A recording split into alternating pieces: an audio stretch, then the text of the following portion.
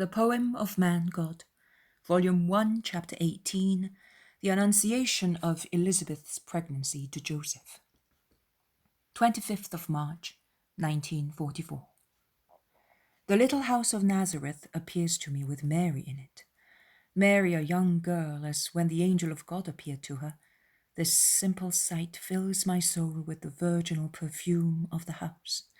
The scent still remains in the room, where the angel gently waved his golden wings. That divine perfume was all concentrated on Mary to make a mother of her, and it now emanates from her. It is evening, because shadows begin to invade the room into which so much heavenly light has descended. Mary is kneeling near her little bed and is praying with her arms crossed over her breast, and the face bowed down very low. She is still dressed as she was at the moment of the Annunciation, everything exactly as it was then.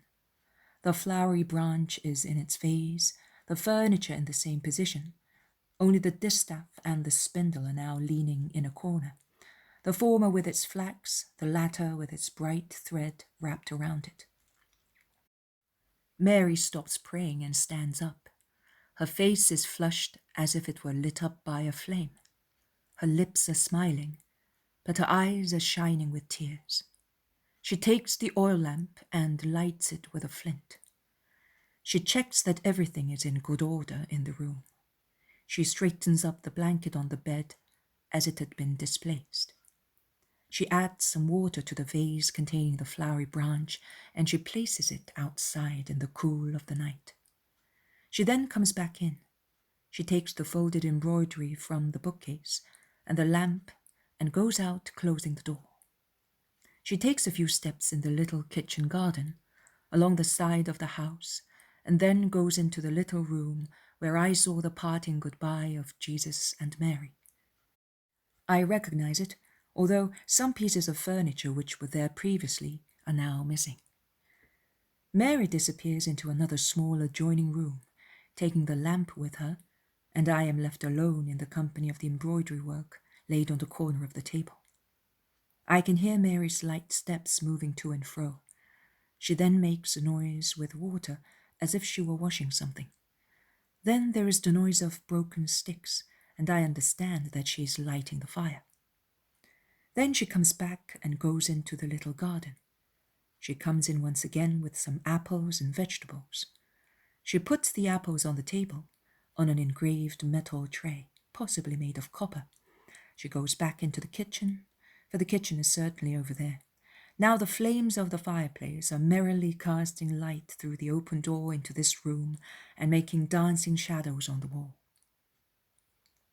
Some time goes by, and Mary comes in with a small brown loaf and a bowl of hot milk.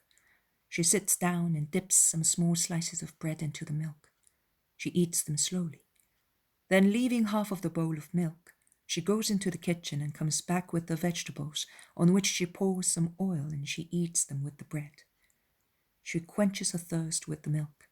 She then takes an apple and eats it, the meal of the little girl. Mary eats and thinks, and she smiles at some inner thought. She looks up and all around the walls and seems to be telling them a secret. Now and again she becomes serious, almost sad. But soon her smile is back on her lips again. There is a knocking at the door. Mary gets up and opens it. Joseph comes in. They greet each other. Then Joseph sits on a stool in front of Mary, on the opposite side of the table. Joseph is a handsome man in the prime of life. He must be 35 years old at most. His face is framed with his dark brown hair and a beard of the same colour, and his eyes are very sweet and very dark, almost black. His forehead is large and smooth, his nose thin and slightly aquiline.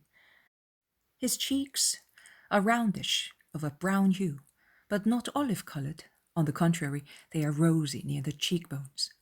He is not very tall, but he is strong and well built.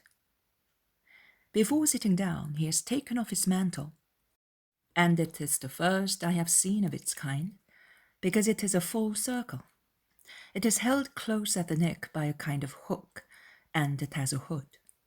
The colour is light brown, and it seems to be made of a cloth of coarse wool, proof against water. It looks like the mantle of a mountaineer, suitable to shelter from inclement weather. Also, before sitting down, he offers Mary 2 eggs and a bunch of grapes, somewhat withered, but well preserved. And he smiles, saying, "The grapes were brought to me from Cana. I was given the eggs by a centurion for some repair work I did to his cart. A wheel was broken, and the carpenter is ill. They are new laid. He took them from the hen house. Drink them, they will do you good." "Tomorrow, Joseph, I have just finished my meal." "But you can take the grapes, they are good, as sweet as honey. I carried them very carefully, so that they would not get spoiled. Eat them, there are plenty more. I'll bring them tomorrow in a little basket. I couldn't this evening, because I came straight from the centurion's house." "Well then, you have not had any supper yet." "No, I haven't, but it does not matter." Mary gets up at once and goes into the kitchen, and she comes back with some milk, some olives, and cheese. "I have nothing else," she says. "Take an egg." But Joseph does not want it. The eggs are for Mary. He eats with relish his bread and the cheese, and he drinks the lukewarm milk. He then accepts an apple, and his supper is over. Mary takes the embroidery after cleaning the table, and Joseph helps her, and he remains in the kitchen even when she comes back here. I can hear him putting things away. He pokes the fire because it is a cool evening. When he comes in, Mary thanks him. They speak to each other. Joseph tells her how he spent the day. He talks of his little nephews, and he has an interest in Mary's work and her flowers. He promises to bring her some beautiful flowers which the centurion has promised him. They are flowers we haven't got here. They were brought from Rome, and he promised me some little plants. Now when the moon is in the right quarter, I will plant them for you. They have lovely colours and a beautiful scent. I saw them last year because they bloom in summer. They will scent the whole house for you. Then I will prune the trees when the moon is right. It is time."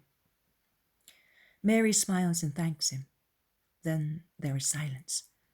Joseph looks at Mary's fair head bowed over her embroidery, a look of angelical love. Certainly, if an angel were to love a woman with the love of a husband, he would look at her thus. Then Mary, as if she were taking a sudden decision, lays the embroidery on her laps and says, "I also have something to tell you. I never have anything to say, because you know how retired I live. But today I have some news. I heard that our relative Elizabeth, Zachariah's wife, is about to have a child." Joseph opens his eyes wide and exclaims, "At her age?" "At her age," replies Mary, smiling. "The Lord can do everything, and now he is giving this joy to our relative." "How do you know? Is the news certain?" "A messenger came, one who would not tell lies. I would like to go to Elizabeth's to help her and tell her that I am rejoicing with her, if you will allow me." "Mary, you are my lady and I your servant. Whatever you do is well done. When would you like to go?" "As soon as possible, but I shall be away for some months." "And I will count the days waiting for you. Go, and don't worry. I will look after the house and your little garden. You will find the flowers as beautiful as if you had taken care of them. Only, wait. Before Passover, I must go to Jerusalem to buy certain things for my work. If you can wait for a few days, I will come with you as far as Jerusalem. I can't go any further, because I must hurry back. But we can go there together. I will be happier if I know that you are not on the road by yourself. When you want to come back, you can let me know and I will come and meet you." "You are so good, Joseph. May the Lord reward you with his blessings and keep sorrow away from you. I always pray him for that." The chaste couple smile at each other angelically. There is silence again for a little while. Then Joseph gets up. He puts his mantle on, and he covers his head with the hood. He says goodbye to Mary, who has also got up, and he goes out. Mary looks at him going out, and she sighs rather sadly. She then lifts her eyes to heavens. She's certainly praying. She closes the door carefully. She folds the embroidery. She goes into the kitchen, puts out or covers up the fire. She makes sure that everything is in order. She then takes the oil lamp and goes out, closing the door. With her hand, she shields the feeble flame that flickers in the cool evening breeze. She enters her room and prays once again. The vision ends thus. Mary says, "My dear daughter, when I came back to the reality of earthly life after the ecstasy that had filled me with inexpressible joy, my first thought was for Joseph. A thought as sharp as a rose thorn that pierced my heart, enraptured among the roses of divine love, who had become my spouse only a few moments before. By this time I loved my holy and provident guardian. Since the time when, by the will of God manifested to me by the word of the priest, I had become married to Joseph, I had the possibility of knowing and appreciating the holiness of that just man. When I became united to him, my dismay at being an orphan disappeared, and I no longer regretted the lost retreat of the temple. He was as sweet as my deceased father. With him I felt as safe as with the priest. All perplexity had disappeared. Nay, it had been forgotten. So far was it from my virginal heart. I had in fact understood that there was no reason whatsoever for hesitation or fear with regard to Joseph. My virginity entrusted to Joseph was safer than a child in his mother's arms. But now, how could I tell him that I was a mother? I endeavoured to find suitable words to give him the news, a difficult task, as I did not want to boast of God's gift, and on the other hand, there was no way of justifying my maternity without saying, "The Lord has loved me amongst all women and has made me his servant, his bride." Neither did I wish to deceive him by concealing my condition from him. And while I was praying, the Spirit of whom I was full said to me, "Be silent. Entrust me with the task of justifying you with your spouse." When? How? I did not ask. I had always relied upon God, and I had always allowed myself to be led by him exactly as a flower is led away by running water. The Eternal Father had never abandoned me without his help. His hand had always supported, protected, and guided me so far. It would do so also now. Oh, my daughter, how beautiful and comforting is faith in our eternal good God. He holds us in his arms as in a cradle. Like a boat, he steers us into the bright harbour of goodness. He warms our hearts, comforts and nourishes us. He bestows rest and happiness, light and guardians on us. Reliance on God is everything, and God grants everything to those who trust him. He gives himself. That evening I elevated to perfection my reliance as a creature. Now I was able to do so because God was in me. Before, I had the confidence of a poor creature, such as I was, a mere nothing, even if I was so much loved as to be the faultless one. But now I had a divine confidence, because God was mine, my spouse, my son. Oh, what a joy to be one with God, not for my own glory, but to love him with a total union and say to him, "You only are in me. Please assist me with your divine perfection in everything I do."